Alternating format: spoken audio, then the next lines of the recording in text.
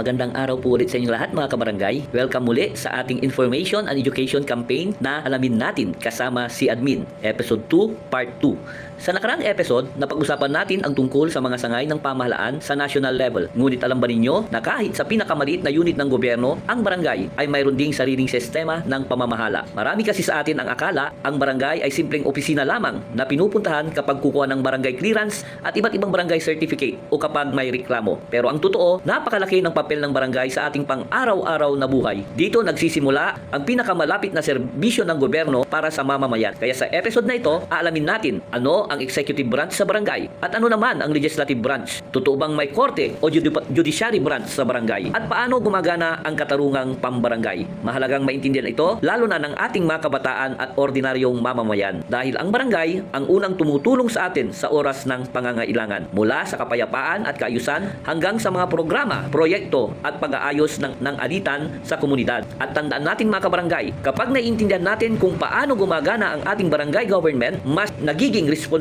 tayong mamamayan. Mas alam natin kung saan lalapit, paano makikilahok, at paano makakatulong sa pagpapaunlad ng ating komunidad. Kaya tara na at sabay-sabay nating alamin kung paano pinapatakbo ang ating barangay at bakit mahalaga ang papel ng bawat isa sa pagkakaroon ng isang maayos, mapayapa at maunlad na pamayanan. Ito po ang inyong lingkod, Barangay Administrator Marlon C. Kalimlim, at ito ang alamin natin kasama si Admin. Unang-una po, alamin po natin kung ano ang barangay government. Sa ilalim ng Local Government Code of 1991 o RA 7160, ang barangay ay kabilang sa tinatawag na Local Government Units o LGUs. Kasama rito ang probinsya, syudad, munisipalidad at syempre ang barangay. Ibig sabihin, kahit pinakamaliit na unit ang gobyerno ng barangay, mayroon pa rin itong sariling sistema ng pamamahala katulad ng national government. At tulad ng national government, mayroon din itong executive branch, legislative branch at mayroon din sistema para sa pag-aayos ng sigalot o alitan sa komunidad sa pamamagitan ng katarungang pambarangay. Ano po ang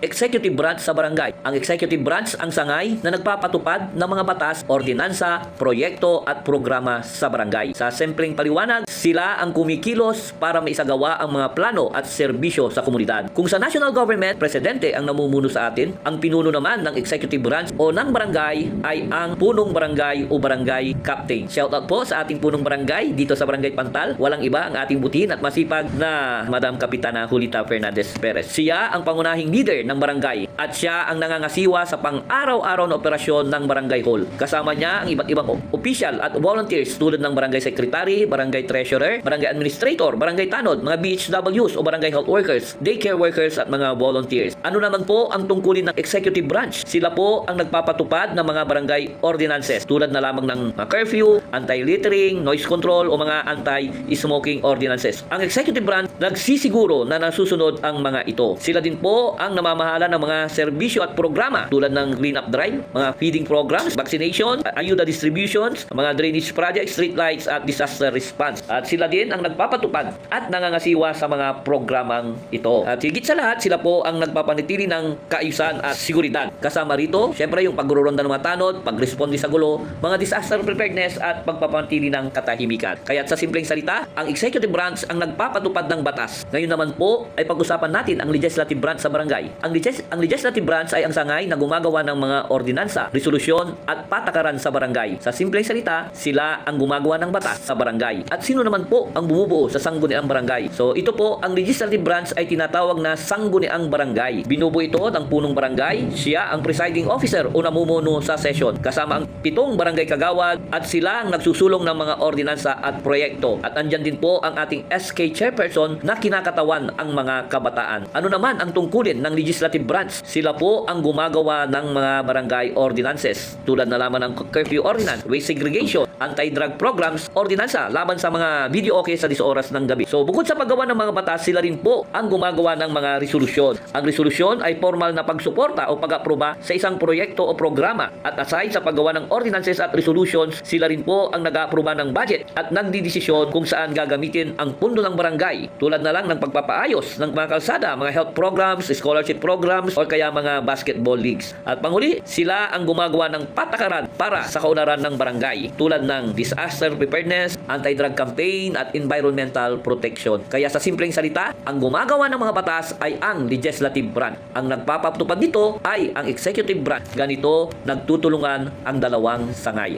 Ngayon naman po ay ating alamin kung ano ang katarungang pambarangay at sagutin ang ating mga katanungan. Totoo ba na may korte o bahagi ng judiciary branch ang katarungang pambarangay? Ang kasagutan po ay hindi. Wala pong korte sa barangay at ang katarungang pambarangay ay hindi bahagi ng judiciary branch. Sa ilalim ng Local Government Code of 1991 o RA 7160, inilagay ito bilang bahagi ng barangay government o local government unit. Kaya tandaan nating mga kabarangay, ang katarungang pambarangay ay hindi korte, hindi bahagi ng judiciary. Sa makatuwid, ito po ay mekanismo ng barangay para sa mapayapang pag-ayos ng alitan at bahagi ng executive branch ng local government. Mukha man itong korte dahil may hearing at mediation, ang tunay nitong layunin ay pagkakasundo, kapayapaan at maayos na samahan sa komunidad, hindi pagpaparusa. Maraming salamat sa inyong pakikinig at pakikisama kabarangay. Ngayong araw, mas lalo nating naunawaan kung paano gumagana ang ating barangay government mula sa executive branch, legislative branch hanggang sa mahalagang papel ng katarungang pambarangay sa pagpapanatili ng kapayapaan at pagkakaunawaan sa ating komunidad. At tandaan natin, ang maalam na mamamayan ay mahalagang bahagi ng maayos at maunlad na barangay. Kaya naman, huwag po kayong mawawala dahil sa susunod at huling bahagi ng Alamin Natin kasama si Admin Episode 2, mas palalawigin pa natin ang usapin tungkol sa katarungang pambarangay. Alamin natin ano-anong kaso ang maaring dalhin sa barangay, paano ang proseso ng mediation at conciliation, ano ang papel ng lupong tagapamayapa at kailan maaring umabot sa korte ang isang reklamo. Kaya abangan po ninyo ang ating susunod na episode. Muli, ito po si Admin Marlon na nagsasabing upang mas maging responsable at maalam na mamamayan, alamin natin kasama si Admin. Bye-bye kabarangay!